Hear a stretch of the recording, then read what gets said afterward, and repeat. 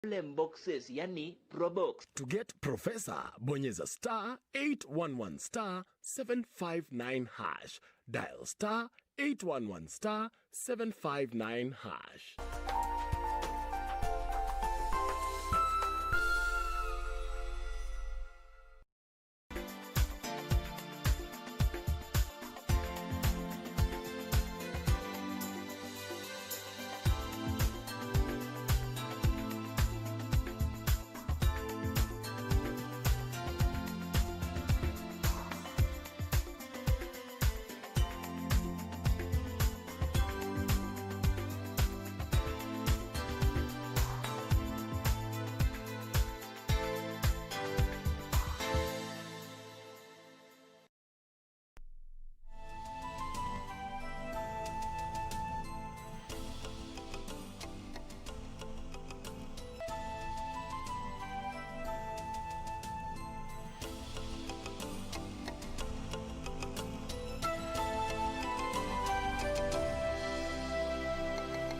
Well, a very good evening to you. You are just in time for Channel 1 on a day when the Chief Justice has written to the President asking him to dissolve Parliament for failing to implement the 2/3 gender law. What does it mean for the country and particularly for Parliament? That is coming your way on Channel 1 News Hour tonight. But first, let's take a look at other stories that are shaping the news tonight in the highlights. Parliament's big blow.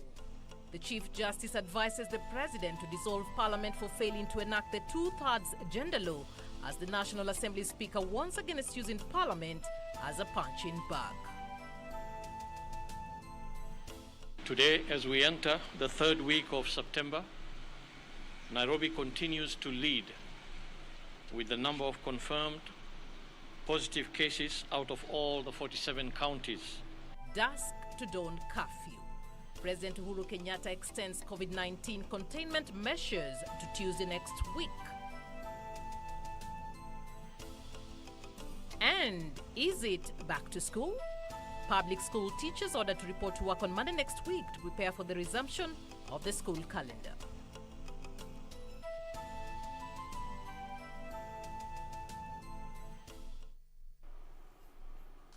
Welcome back. My name is Catherine Achieng'a. Our sign language interpreter this evening is Simon Karodha. Remember, you can be able to follow us as well on YouTube. We are also live on Facebook as well as on Twitter. KBC Channel 1 TV. You can be able to watch us on Facebook. Send us your comments. And of course, we will be glad to sample them as we continue with this particular newscast. But let's begin with what transpired earlier this evening, where the 12th Parliament now faces a constitutional dilemma after the Chief Justice wrote to the President advising for the dissolution of Parliament for failing to implement the 2/3 gender law as per the Constitution. In a letter that is likely to revive the judiciary-legislature rivalry, the Chief Justice says Parliament has blatantly failed, refused or neglected to pass the law despite 4 court orders.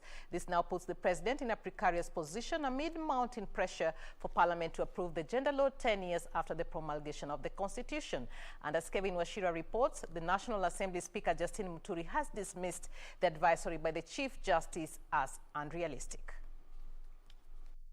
Parliament finds itself at a crossroad after Chief Justice David Maraga took an unprecedented step to advise the President to dissolve Parliament as per Article 261, Section 7, which stipulates if Parliament fails to enact legislation in accordance with the law, the Chief Justice shall advise the President to dissolve Parliament and the President shall dissolve Parliament. In the advisory, the Chief Justice pointed out he had considered 6 petitions questioning the constitutionality of Parliament, having failed to enact the law for more than a decade. The petitions were presented by LSK, Margaret Toili, Frederick Gishanga, Stephen Owoko, John Wangai, Aoko Bernard, and David Sudi, seeking to have Parliament dissolved. The petitioners argued that the mechanism for the dissolution of Parliament, irrespective of the consequences, is the radical remedy that Kenyans desired in order to incentivize the political elites to adhere to and fully operationalize the transformational agenda of the Constitution. The Chief Justice pointed out he had written to the speakers of both houses on the same, but failed to receive tangible reasons for failure to enact the legislation. But in a rejoinder, National Assembly Speaker Justin Muturi has dismissed Maraga's call for dissolution of Parliament as unrealistic. In a statement, Muturi says dissolution of Parliament will necessitate a by-election in all constituencies. Given the expensive nature of elections, there does not appear to be any good reason for insisting on dissolution of Parliament. End of quote. The enactment of the 2/3 gender principle was among the things Parliament was supposed to do within 5 years after the promulgation of the Constitution in 2010, but this have not happened 10 years later. Focus now shifts to the President, who is expected to dissolve Parliament. Legally, there is no stipulated timeline within which the President should dissolve Parliament. It is now a game of wait and see. What next, with the fate of the 12th Parliament now lying in the hands of the President? Kevin Washira, Channel 1 News. Of course, we'll be keeping tabs on what transpires in Parliament following that particular advisory by the Chief Justice.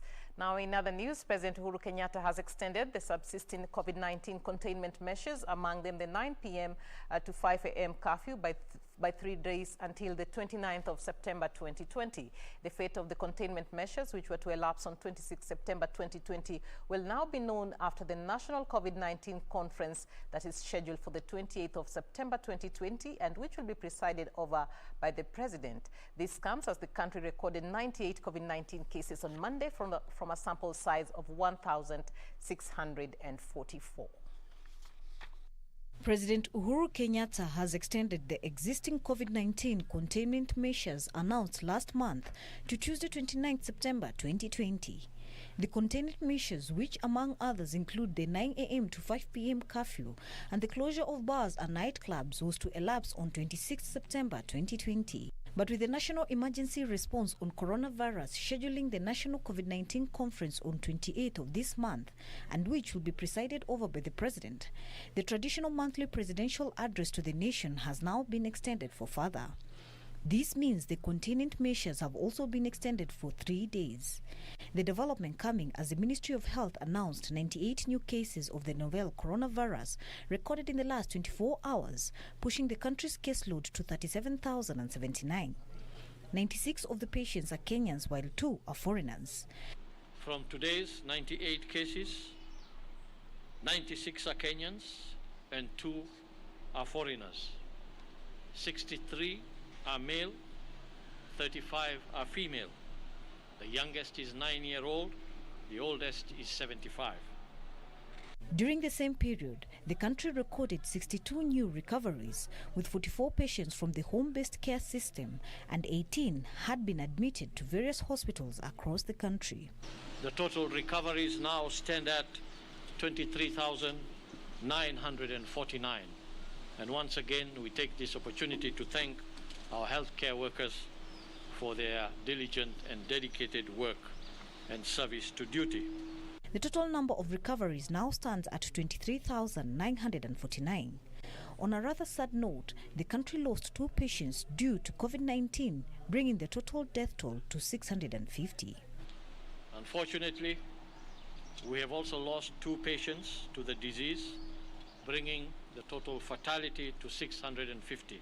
This even as the Republic of China donated some medical equipment to help in the fight against coronavirus in the country. I would like to extend our deepest gratitude to the government of the People's Republic of China, not only for the donation that they are making today, but for the support, steady support that they have provided to us throughout this pandemic period. For Channel 1 News, I'm Emily K. Badi. And now the government has ordered both primary and secondary school teachers to report back to their respective learning institutions by the 28th of September ahead of the eventual reopening of schools. The Teachers Service Commission CEO Nancy Macharia said the teachers will be in schools basically to prepare the ground for the eventual reopening of the learning institutions on a date yet to be announced.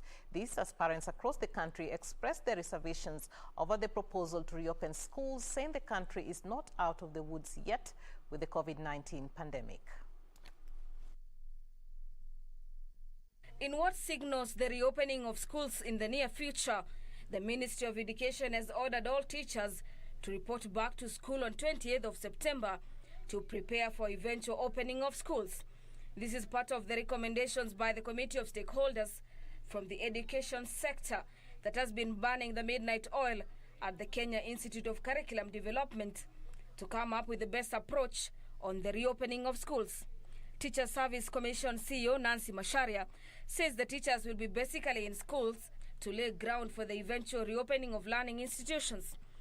We have deliberated on this as a committee, and we are therefore now asking our teachers to report back to schools on Monday, the 28th of September, to prepare for the eventual opening of schools. Education Cabinet Secretary Professor George Magoha was, however, quick to clarify that the presence of teachers in school should not be construed to mean that the schools have been reopened. He said the appropriate date of schools reopening will be officially announced by the government. We shall give you dates after appropriate government machinery has gone through. The directive, however, has been met with mixed reactions by parents across the country. Tunaona ya kwamba mambo itakuwa ngumu sana. Natupatia chance ya 2 weeks watoto warudi shuleni. Na mpango yoyote hatuna, tulikula pesa hakika, expenses zilikuwa juu kulingana na hali vile ilikuwa. Tuko na wasiwasi na corona kwa sababu watoto ni watoto, kiambia leta max ya mwingine sana jaribisha hiyo na bado hajijikamilisha. So unaona hiyo inakuwa shida. Sisi tuko tunaomba rais wetu atusaidie Januari. Tarehe 19 sio mbali. It's just 2 weeks from now. Where are our parents going to get fees to pay fees for their children? Apeleka mtoto kwa boarding school. Kwa mfano mtoto anasoma Eldoret. Utamtembeza kwa mguu. Na wewe mzazi hujafanya kazi karibu kwa miezi 6 ambayo imepita. Hauna hizo senti za kulipa fees. Ukiangalia even first term hii ambao walifungia shule, wazazi wengine walikuwa na fee balances. Where are they going to get these fees? Awache kuwekwa pressure na watu wa private. Hiyo si kupenda kwake, tunajua ni pressure anawekwa na watu wa private.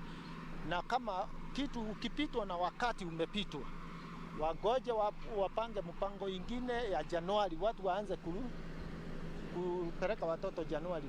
Professor Magoha has in the meanwhile also assured the country that the process of procuring and supplying 1.9 billion shilling desks to schools will be transparent amid concerns that the money could end up in pockets of a few. The 1.9 billion shillings economic stimulus program seeks to award contracts to small and medium-sized entrepreneurs to produce locusts.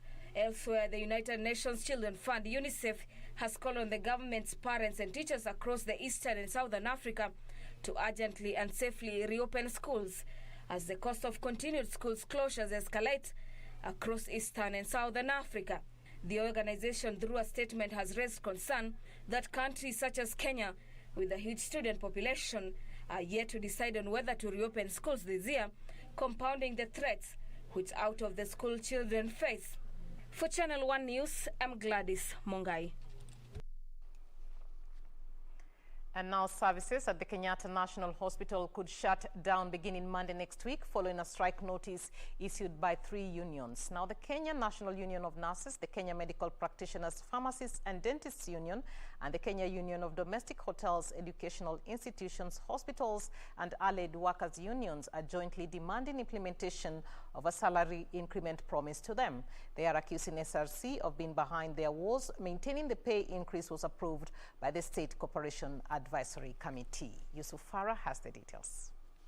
In what could signify trouble at the country's largest referral hospital, the 3 unions have joined hands to demand a pay increase promised to them. We do not like giving strike notices, but when you force us, when you show that you are very good at oppressing workers, then we shall equally fight back. The unions are accusing the hospital management of failing to act on the revised salaries promised to them. The contents of the later dated 2nd September 2020 show the unions proposed a salary revision for KNH staff in line with the recategorization status of PC7A. proposals which the management has failed to implement even after several trials towards resolving the matter. Within 7 days, we want SRC to categorically write a letter withdrawing that love letter they had written before and allowing Kenyatta National Hospital Board to spend the money on payment of the salary for the workers for 7A. Tunakubaliana? Tunakubaliana? Led by their leaders, the unions have now issued a 7-day notice to the hospital to implement the increment for all employees working in the facility, failure to which all employees represented by the unions will go on strike effective 28th September 2020. This even as healthcare workers in Embu have urged the Ethics and Anti-Corruption Commission to conduct an investigation into alleged rampant corruption in the Department of Health and Finance in Embu County. For the 12 days since downing the tools, the health workers marched through Embu streets causing a huge traffic where they tried to gain access to the governor's office, and when bad, they prayed for and mocked the county leadership at the governor's gate. Gatusi la Embu wanakata pesa za NHF.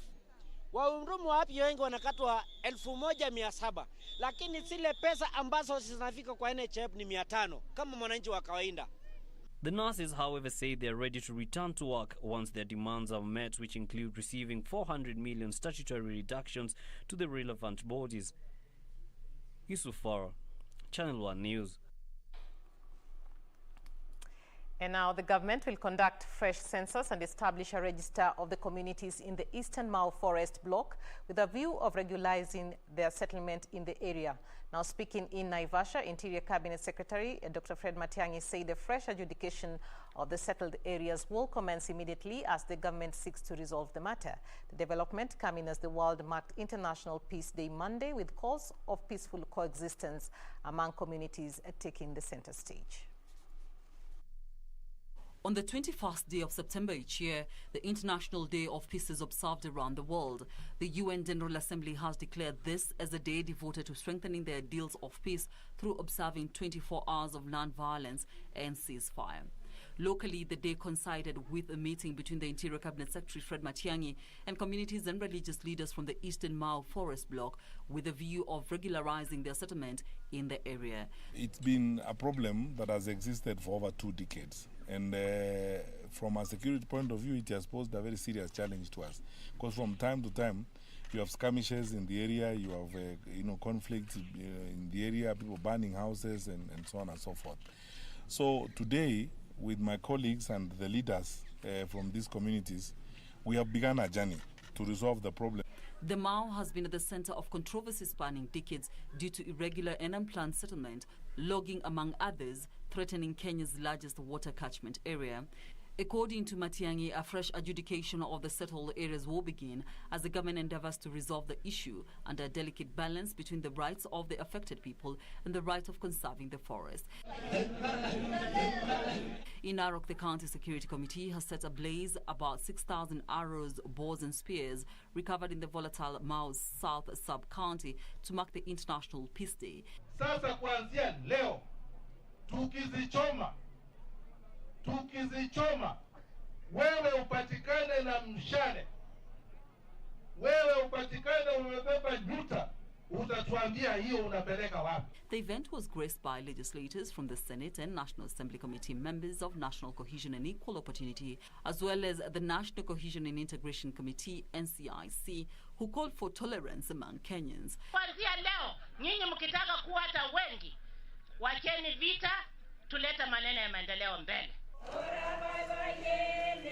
Elsewhere, a group of peace activists from the North Rift region have called for the delinking of the Building Bridges initiative from the constitutional amendment process in order to reduce the political temperatures currently witnessed in the country. They have called on politicians to be responsible in their utterances and act as peace champions. The theme of this year's World Peace Day is Shaping Peace Together. Caroline Kamar reporting for Channel 1 News Hour. And now President Uhuru Kenyatta has applauded South Sudan for the progress achieved in search of peace and stability in the country and the neighboring Republic of Sudan. The president said the milestones made in the South Sudan peace process say the commencement of the transition period in February this year were as a result of sacrifices made by parties to the conflict. President Kenyatta, who spoke Monday morning when he received special envoys of President Salva Kiir at State House, Mombasa, congratulated South Sudan for committing to a permanent ceasefire and welcomed ongoing efforts to end intra-community violence. The South Sudanese envoys included the country's Minister for Presidential Affairs, Nial Deng Nial, and his Foreign Affairs counterpart, Ambassador Beatrice Kamisa Wani. Further, the head of state urged for the fast tracking of pending issues in the peace accord, key among them the reconstitution of the Transitional Legislative Assembly.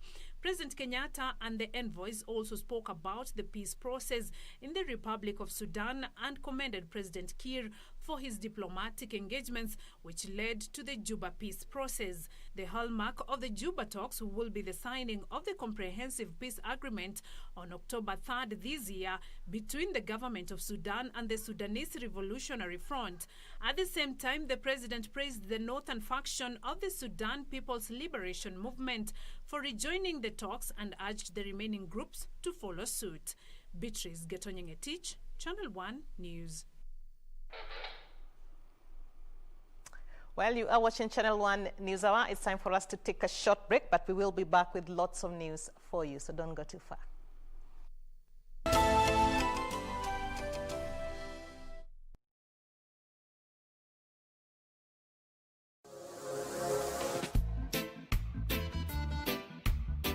People gonna say all kind of things about you. With them on, just shake up. Need to mush you and done to mush you. When your booty gonna show me now. Baby, one time. Bossy baby, give me 2 times. Full 180. Crazy. Trago ya la botella. Let's go. Ha. I needed some with some bopping. Mamacita, where you at? I've been trying to reach you. Choro, choro, choro, choro, choro, choro. Get the pago, get the party more, get the pago. Katoto shepu awe, ayawe, ayawe. Tekenya katoto, kamini tekenya, tekenya. On the next episode of Corner. Ma, please calm down and tell me exactly what happened. She's become something else. But Amani see the violent type. I know. Katoika sweet yani hakuna mzazi sasa kwa namtoika wewe. Exactly. No wonder I'm worried about her. The boy deserves the truth. Kwani wewe hujui chochote kuhusu sugarcoat ukweli? Nimechoka na uongo. Something's not right about that relationship, if I can call it that. Saizi mimi niko interested kuhusu relationship yetu, if I can call it that. I should pay Connor a visit. Why would you do that? What do you aim to achieve?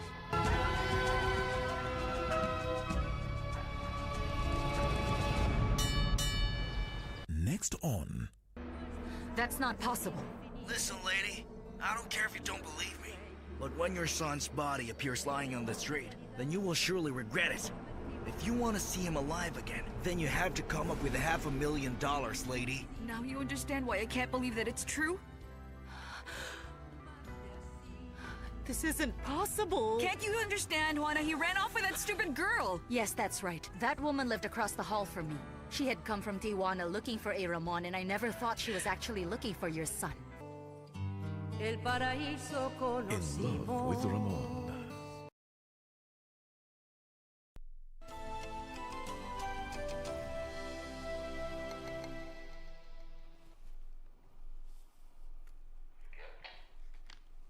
Welcome back. If you're joining us, you're watching Channel 1 News Hour. Let's now move to the courts, where the pre-trial of Migori Governor Okoth Obado and 10 other accused persons facing graft charges has been pushed to 7th of October. This is after the defense team admitted that it had not received all the required documents as directed by the court. So was the case with the Nairobi Governor Mike Sonko and other accused persons in a 357 million shillings graft case, and Samburu Governor Moses Lennon Kulal, whose hearing dates were also rescheduled. Sarafina Robi with more details on a day packed with graft cases from the courts. On Monday morning, the pre-trial of Migori Governor Zachary Okoth Obado, 3 of his children and 7 other accused persons was set to take place. This, though, did not happen, as defense said they had not received all the documents from prosecution. The defense also presented an application seeking substitution of cash bail with bond. Chief Magistrate Lawrence Mugambi granted the substitution, rescheduling the pretrial date to 7th of October.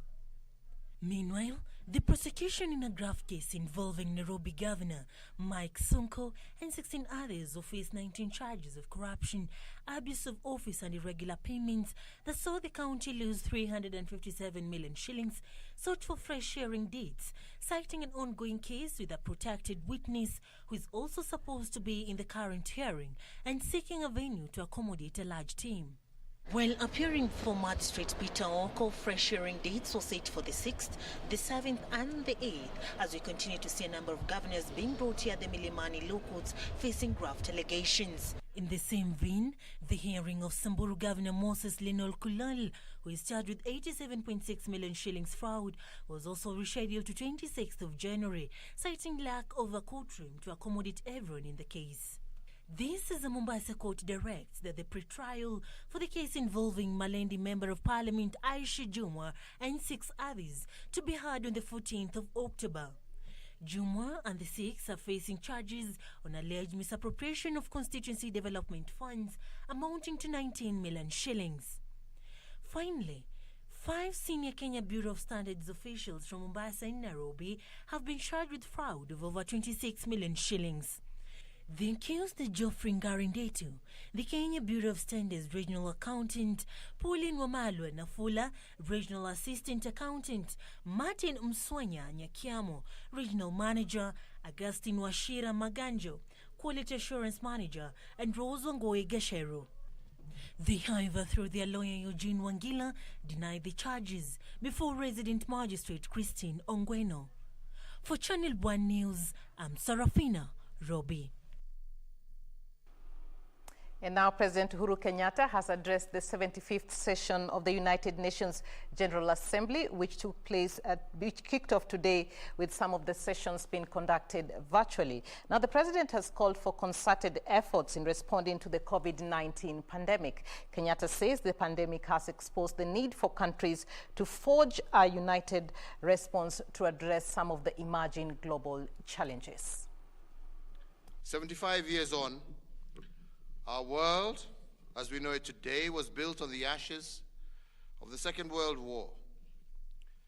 Thanks to the resilience of humanity, the defeat of colonialization, and the establishment of a global multilateral mechanism, we are where we are. This commemoration comes against a backdrop, unfortunately, of a global crisis caused by the COVID-19 pandemic.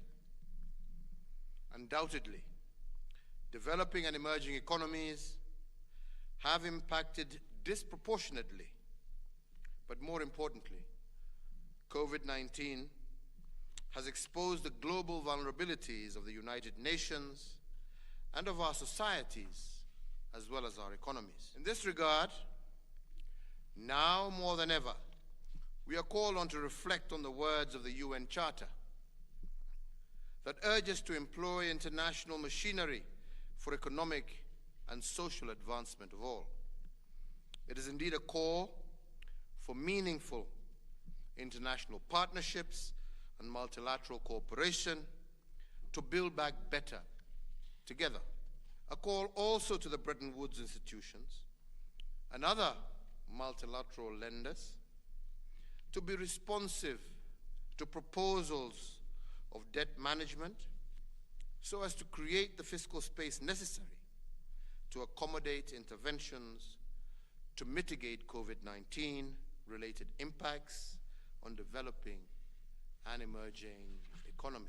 I believe it is incumbent upon us to rethink how we can build a better United Nations. But in order to build back better the United Nations system, we must ensure that it is closer to the people, more representative of the 21st century, and in line with the spirit of leaving no one behind. And now a standoff has ensued at the Tana and Athi River Development Authority over the appointment of Emilio Mugo as the acting managing director. The Union of Kenya Civil Servants are opposing his appointment on grounds of his integrity, alleging he has been mentioned in various scandals. This was the situation Monday morning at TARDA offices in Nairobi. Irate employees opposing the appointment of Emilio Mugo as the acting MD. Following the dismissal of Stephen Maina Githaiga from the position of managing director at the Tana and Athi River Development Authority, Samuel Gitonga is reported to have been nominated as the acting MD by the board. The union, however, claims that PS Margaret Makema forwarded the name of Emilio Mugo to be the acting MD despite a board decision nominating Gitonga. We categorically want to say that we don't want anybody to be pushed to us. We want the law to be followed to the letter. The union is demanding that EACC investigates ongoings at TARDA alleging high levels of corruption. Mr. Githaiga left us in ICU. Now, here comes Mr. Emilio from KFS with scandals. He want to push us to the mortuary. We as TARDA staff today, we have refused to die. We have children who feed from us, and we cannot expect that to happen. The irate lot have vowed to stand by the board's decision to appoint Samuel Gitonga and asked Emilio to stay away from TARDA. Yusuf Farah, Channel 1 News. And now residents of Kangaroo Village in Embu County have called on the county government to beef up security in the area following the mysterious death of a 24-year-old girl believed to have been murdered. This even as boda operators in Changamwe constituency, Mombasa County, have resorted to cooperate with the police in fighting crime in the area. This and more stories in the County News Roundup. Residents of Kangaroo Village in Embu County have decried the status of insecurity in the area following the death of a 24-year-old girl who is believed to have been murdered and left along the roadside. The residents say such mysterious killings have been on the rise and are calling on the Embu County government to put up more security lights and for the police officers to resume night patrols to curb the increasing cases of insecurity. Nimepigiwa simu na mjirani wangu akaniambia nikuje nione mtu ameuawa hapa. Halafu kukuja nikamwangalia nikaona simjui. Nikapigia wengine simu wakuja wamuone wakaniambia bado hao hawamjui. Sasa vile anaonekana ni kuletwa aliletwa hapa. Eastern Region Police Commander Noah Mwivanda has raised concern over the rising cases of the police being involved in criminal activities. Speaking in Machakos during a security meeting attended by top security personnel in the county and sub-county level, the new police boss revealed that he has received complaints involving security personnel. Any misuse of firearms will lead to immediate dismissal from the service. So make sure that from time to time you engage with your officers. Meanwhile, Changamwe Constituency Boda Association wants the security officials in the sub-county to include them in peace committees. Speaking at the St. Mary's Social Hall in Changamwe Constituency, the vice chairman of the association, Josephat Musyoki, said they are seeking to change the perception that boda riders are criminals. Hivi sasa tunavyozungumza Changamwe na Jomvu tuko na ushirikiano mmoja, tumesajili vijana wetu wako kwenye data, meaning kwamba iwapo mmoja ameenda astray kidogo tunapata kumjua na kumtoa ili apambane na sheria. And traders in Kagumo town of Kirinyaga County are counting losses after a fierce fire razed down their business. The fire is reported to have started at around 3 a.m. in one of the stalls before it spread to others. The situation was worsened by the explosion of gas cylinders in some of the shops, where the residents forced to use sand and plain water to contain the fire. Niliitwa mwendo wa saa 9 asubuhi, nikapigiwa simu na marafiki, nikaambiwa kuna moto kwa duka yangu, nikakimbia haraka na bibi yangu tukakuja, na but by the time tulikuja moto ilikuwa imesambaa sana ndani. Na Elsewhere, residents of Kiharu Estate in Murang'a County are at risk of contracting diseases following a raw sewer that is flowing into their farms and homes following the blockage of a sewerage line by the Murang'a Boys High School. For about 6 months, there has been a tussle between Murang'a High and Murang'a Water and Sanitation Company about the sewerage line, something which has seen raw sewer being channeled at people's farms. Mhimiza huu mwalimu wa hii shule aweze kufungua hii sewer line ndio iweze kupitisha maji taka iende kwa ile side nyingine, na watu wa hapa mpaka investors na watu hapa waweze kujimundu. Igembe North Member of Parliament Richard Maoka Maure has in the meantime urged Miraa farmers and traders in Nyambene region of Meru County to exercise patience as the national government tries to resolve the stalemate of Miraa market in Somalia. We are asking the farmers and traders, specifically in Nyambene, to be patient with the government. Everything is being tried to resolve the crisis. It is a crisis that involves the Somali president making demands to our president, of which we have raised the matter with him, and he is very keen and sympathetic to our cause. In Kakamega County, the county government has launched the start of the International Week of the Deaf, an important initiative that seeks to involve various stakeholders, including families, peers, governmental bodies, professional sign language interpreters, organizations of persons with disabilities, and civil society organizations all over the county to raise awareness about the deaf community. Message ile tunapeana ujumbe Kenya Sign Language it's right for all. Tunataka watu wote wajue sign language, lugha ya ishara.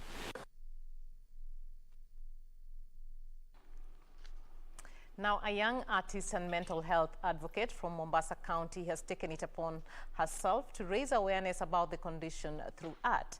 Stephanie Masika, who is also a film producer, has subsequently urged Kenyans to shy away from mental health disorders. In Kenya, it is estimated that 1 in every 10 people suffer from a common mental disorder, with depression and anxiety ranked among the leading mental illnesses diagnosed in the country. Concern has been raised about the rising number of mental health-related cases in the country, some of which end up in suicide cases. Stephanie Maseke, an artist and mental health advocate from Mombasa County, says that a majority of Kenyans still treat mental disorders as a foreign subject. She is challenging Kenyans to speak up, saying there is no shame in mental health disorders. I realize that we don't like to talk about some things. You know, like we have a certain culture of keeping quiet about some things, and we have kept quiet so long about mental health. Mpaka, you find that depression has actually killed a lot of people, you know, indirectly and even sometimes directly, because people go as far as committing suicide. Like, how do you even explain why someone who has it all just wakes up one morning and just decides to commit suicide? How do you explain an 80-year-old committing suicide? I mean, why are we not having this conversation? Stephanie is also using art to raise awareness about mental health. She ventured in art in 2017 after companies reported losing a lot of employees to mental illnesses. She has since grown over the years, culminating to her producing 2 movies, Behind Closed Hearts and Toxicity. A second film, Toxicity, which premiered over the weekend, is grounded on validation and self-acceptance despite pitfalls in life's journey. We always kind of need validation. We need people to validate us, you know.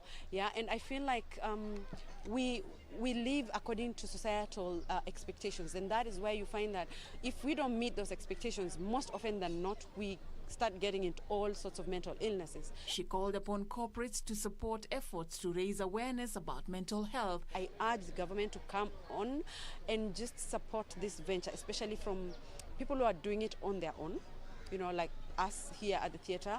Sekiba Empire is actually doing this, and we are here to support the government to actually have this conversation, because of course the government cannot work alone, and we cannot work without the government.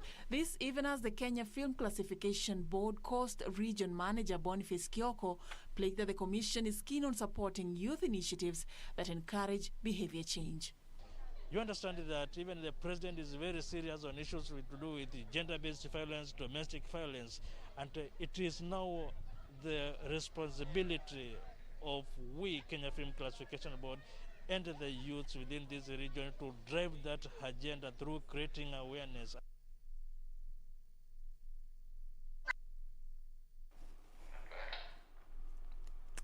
And now members of the Sakuye community in Marsabit County has decried the marginalization by successive regimes. The community claims unbalanced regional development among other historical injustices.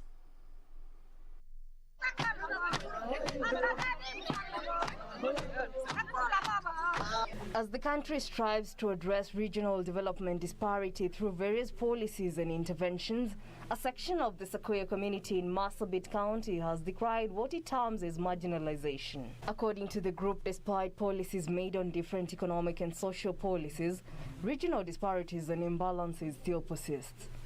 Hapa utakuta watu zaidi ya 100 ambaye watoto yao iko hapa na wamesoma na hawawezi pata huduma ya serikali. Mtoto yake hawezi pata kitambulisho, mtoto yake hawezi pata birth certificate, na mtoto yake hawezi enda university.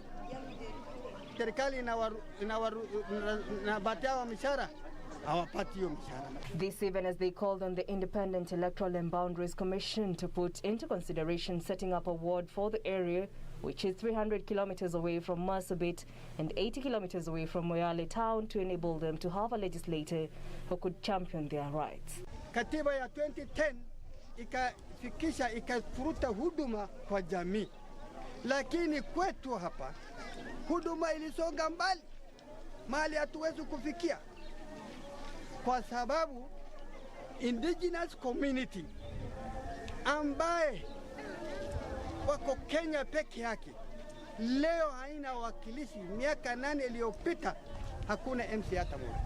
Kuleta wadau wote, all stakeholders kwa national agenda of minorities, kwa sababu wa jamii wamelia na wengi wao walikuwa na hope sana kwa constitution kwamba county sikiwekwa hawa jamii wataweza kupata haki sawa.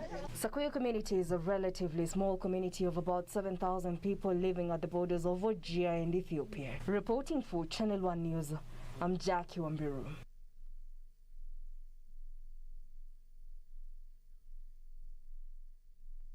Is at its tipping point on coronavirus as London's mayor urges quick action to address the spread of the virus. More than 31 million people around the world have been diagnosed with the novel coronavirus, and almost 965,000 have died.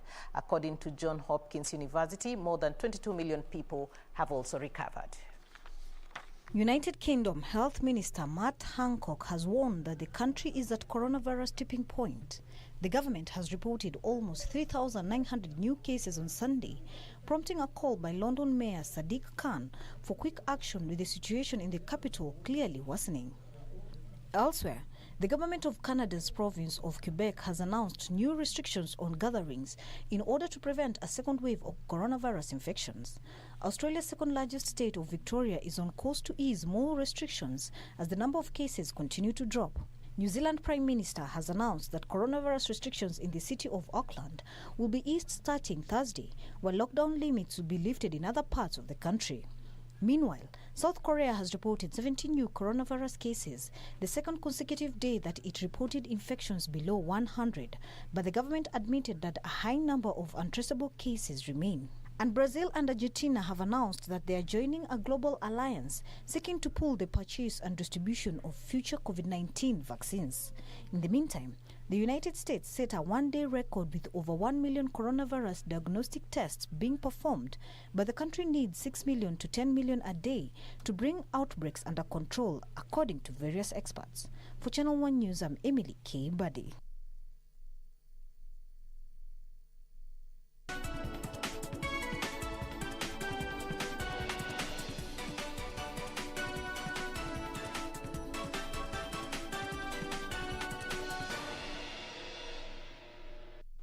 Let's now do business, and the renovation of the Michuki Memorial Park in Nairobi is not only giving the capital city a new look, but also giving a lifeline to homeless people. The 30 million shillings park renovation has seen over 140 homeless persons contracted to clean the park.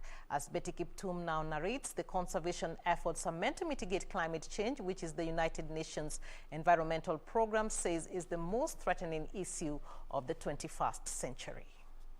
The restoration of the Michuki Memorial Park has turned homeless people into environmental guards participating in repairing parks and clearing the Nairobi River.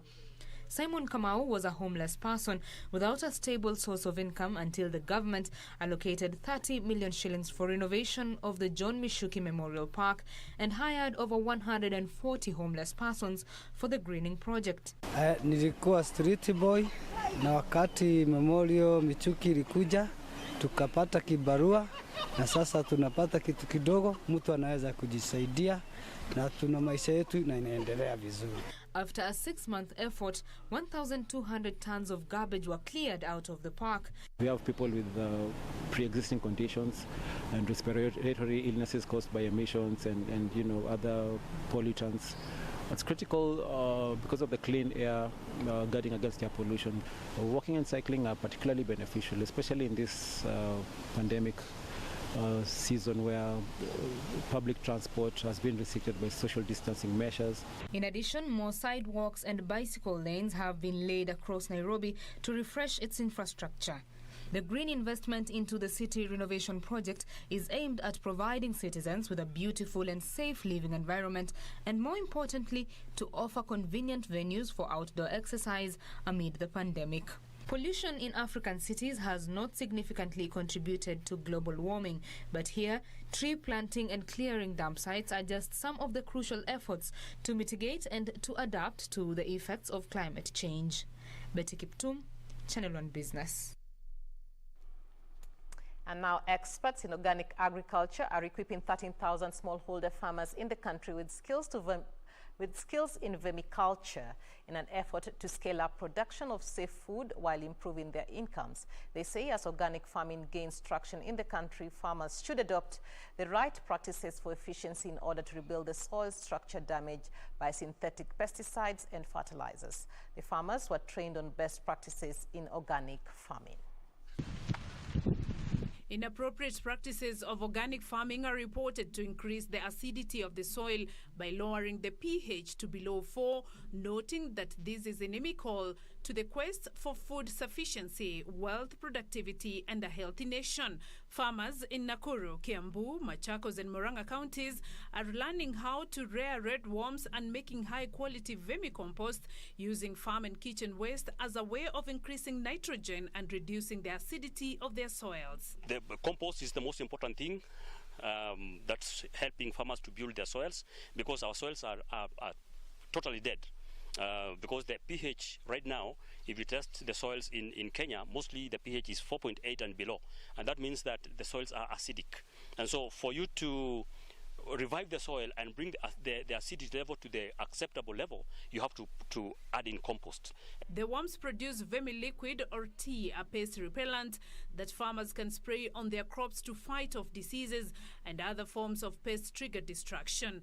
Farmers use chemicals that just feed the plant directly. If you do that, then you are killing the soil, because that's a chemical and that's acidic in nature, and so you kill the microorganisms using chemicals and all that. But if you apply compost or farmyard manure that is fully cured, then you are reviving your soil, you are building your soil. Participants were also taught on how to cultivate plants rich in nitrogen and phosphorus to feed the worms for high-quality vermiliquid that they can use in top dressing on their farms. So they start with the mature materials, they put in immature materials, they put in kitchen waste, and then they repeat that system or that method until the pile is that's up to my chest here. And so That compost will stay for about 3 months and it will be ready for use. 60-year-old Wanjiko Ndongo, a beneficiary from the training, says she scores up manure from a section of her 3-acre land in Makongo village along the slopes of Elmentaita Hills in Gilgil sub-county. She then stirs soil replete with red worms, rabbit, chicken droppings, and decaying leaves and assorted kitchen waste in preparation for manure for the next planting. Anakuja, anatuonesha, anatuambia tusipige dawa hii ya dukani na mbolea tufanye hii ya kulinda. Tuchukue majani, tuchukue nini, turudi tufunike juu. Hiyo ndio mbolea ya kutosha na ndio mbolea mzuri. Na vitu yetu inakuwa mzuri tu. Kama sasa hapa si kuwa nini, inakuwaga mzuri hata mata yake inakuwa kubwa. The initiative has been extended to 5 primary schools in the targeted counties to help inculcate in participating children the value of cultivating and consuming organic food in the face of rising cases of non-communicable diseases in the country. The Director of Advocacy on Participatory Ecological Land Use Management, Mary Rungu, says organic agriculture is the key implementation pillar of the government's agenda of sustainable food sufficiency. Irungu notes that with competitive skills in organic farming, 20,000 smallholder farmers will be able to participate in the advancement of the quest for a food-sufficient nation while they live off their agribusiness ventures. The demand for organic food is increasing, and also there is that increase of lifestyle diseases. And as citizen, you are either infected or affected in one way or another. Therefore, farmers in Kenya should not fear growing organic food since the market is there for organic food. Beatrice Getonyeng-Etich, Channel 1 News. And now the iconic Taj Mahal has reopened its doors to visitors after 6 months, the longest it has ever been shut. The mausoleum was closed as India went into a lockdown in March to halt the spread of coronavirus. Details of this and other stories in our International Business Roundup. The Taj Mahal will now allow only 5,000 visitors daily and enforce COVID-19 safety measures as cases spike in India. It is one of the world's leading tourist attractions and drew as many as 70,000 people every day before the pandemic. The 17th century marble mausoleum was last shut briefly in 1978 when Agra city, where it is located, flooded. And before that, the monument closed for a few days in 1971 during a war between India and Pakistan.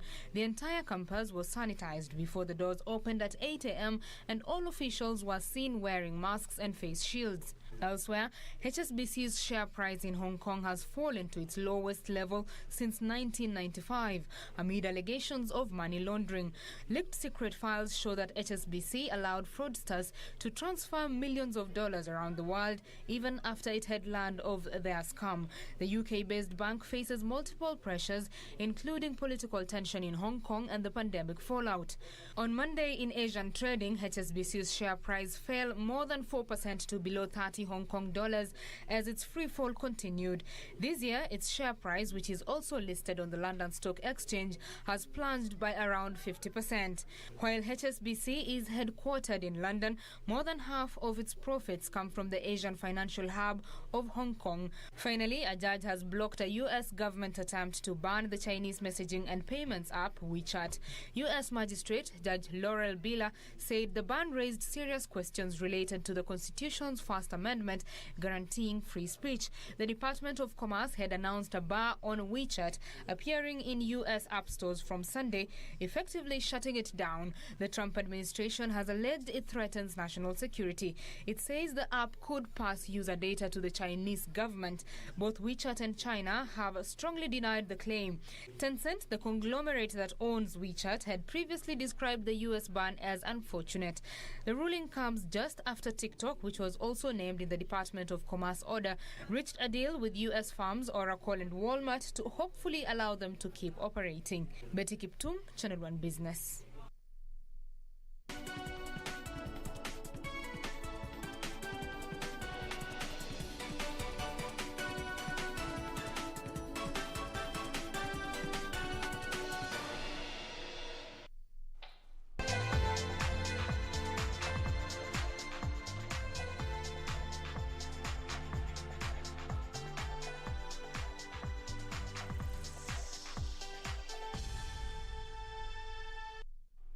now take a look at the sports news. And we begin with the entries for the forthcoming Nairobi leg of the World Athletics Continental Gold Tour will be closed on the 25th of September. The event, dubbed KBC Classic, will be held on the 4th of October 2020 at the Nyayo National Stadium. Speaking during the official unveiling of the championship, Athletics Kenya chairman Jackson Tuwei said the provisional list of entrants will be published on Tuesday, but the entry will remain open until 25th of September. We are going to use those protocols to make sure that in this continental event that is coming up next week, we actually use those protocols to the very best of our ability. We have got our athletes who are going to compete in the London Marathon next week, actually one day after the continental tour here. We want to wish them well. We want to wish them a good win. It is again not going to be very easy. It is a new track, and it's the first one that they are going to do that kind of thing. So we wish them all the very best of luck. If we get a chance, we will want to see them off maybe next week, God willing, so that they see that we are together. The local entrants have been selected based on their performances at previous international championships, including the 2019 World Athletics Championships in Doha, Qatar, Africa Athletics Championships, and the National Athletics Championships. Our athletes have made us proud to produce the best athletes in the country, and we still have a lot to do in our country through athletics. I'm proud to see an event coming in here, this continent of Africa, athletics for legend KBC, and we need to welcome those people who would think to bring this event to this country. We are proud, and we say, let us show an interest and support this first event of World Athletics coming to Kenya. Sports Cabinet Secretary Ambassador Amina Mohamed assured of Kenya staging a successful event where over 50 elite athletes are expected to attend. The World Athletics Continental Gold Tour forms the second tier of international one-day meetings after the Diamond League. The KBC Classic, expected to convene more than 150 elite competitors, is yet another huge leap in appreciating Kenya's ability to host mega sports events. It's my hope that the successful management of this important component of the World Athletics Continental Tour for an initial period of 3 years is a precursor to realizing our ambition to host the World Athletics Championships in the year 2025. The inaugural 2020 season was set to be held in 4 continents, that is Africa, Asia, Europe and North America. The Nairobi leg is the 7th event, whereas 3 other legs in China, Jamaica and Netherlands have been cancelled following the global outbreak of coronavirus. And now Belgian Antoine Plasma has been appointed as the new head coach of Kenya Cup side Kenya Harlequins. Plasma will replace Dominic Habimana, who returned to the club ahead of the 2019-2020 campaign and was at the helm just for a season. Plasman worked with Belgium under-18 and under-20 and coached Botsfort RC in Brussels between 2017 and 2020. Kenya Harlequins chairman Michael Wanjala says the appointment of Antoine Plasma highlights the club's ambition. Kenya Cup is currently suspended due to the COVID-19 pandemic.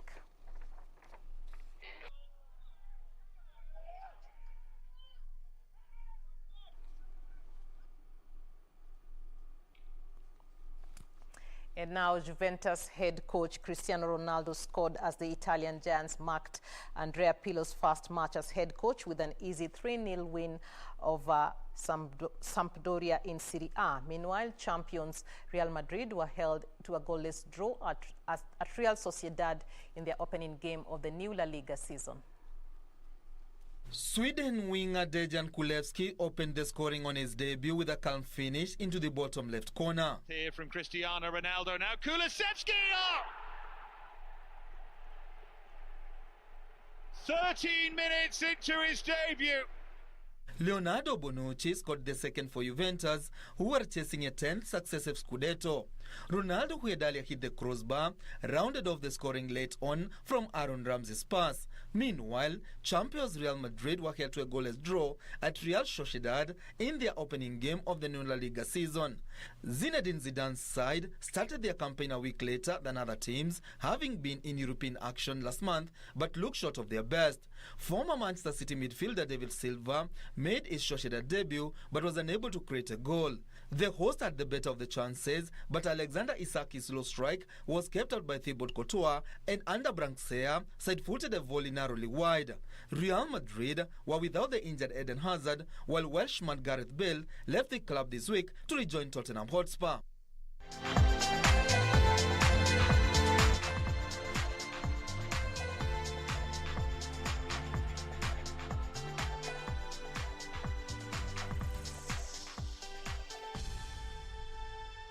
Very well, our time on Channel 1 News Hour is up, but allow me just to take a couple of comments from your responses during this particular bulletin before we wrap up the program. I'll begin with this one from Jemoa Jemo, who is saying the opening of schools on Monday by the CS isn't a good move.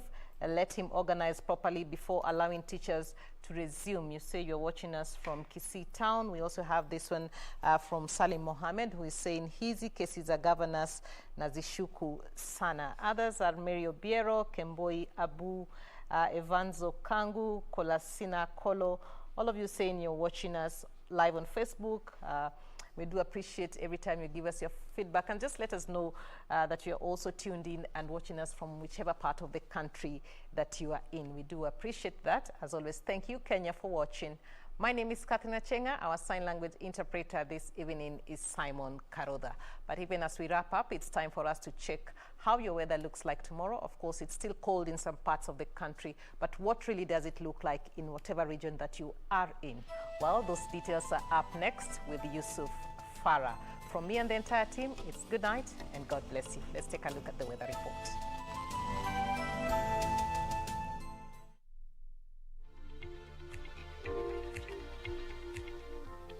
Good evening. Kericho is the coldest tonight. Temperature standing at as low as 10 degrees Celsius. So for you, residents of Kericho town, stay warm and grab a cup of coffee if you can. My name is Yusuf Farah. Welcome to Channel 1 with the updates now. Tonight, most areas of our country will be experiencing dry weather conditions with the exception of the western region where slight rainfall is expected.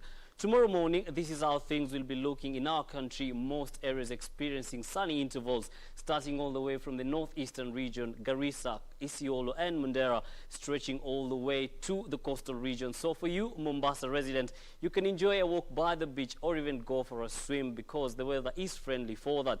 For residents of Nairobi, expect cloudy conditions with sunny intervals. In the afternoon, things will still be warm in the country, starting all the way from the northeastern region, the Lake Turkana region, all the way to the coast region rather. But for you residents of Kitale, Kericho and Kakamega, expect rainfall accompanied by thunderstorms, and the same will be experienced in Kitale as far as the temperatures are concerned, starting with Mandera recording a temperature of 37 degrees Celsius and lows of 25. Kisumu starting at 29 and lows of 19, and here in Nairobi highs of 25 and lows of 14. I leave you with the international weather forecast. I thank you for joining us. Do have yourselves a lovely night.